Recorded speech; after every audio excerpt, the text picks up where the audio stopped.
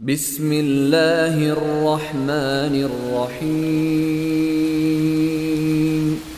سبح اسم ربك الأعلى الذي خلق فسوى والذي قدر فهدى والذي أخرج المرعى فجعله غثاء أحوى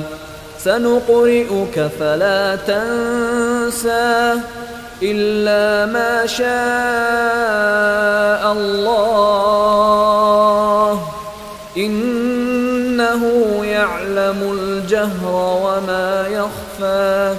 ونيسرك لليسرى فذكر إن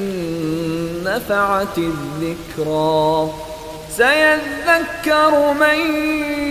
يخشى ويتجنبها الأشقى الذي يصلى النار الكبرى ثم لا يموت فيها ولا يحيا قد أفلح من تزكى وذكر اسم ربه فصلى بل تؤثرون الحياة الدنيا والآخرة خير وأبقى إن هذا لفي الصحف الأولى صحف إبراهيم وموسى.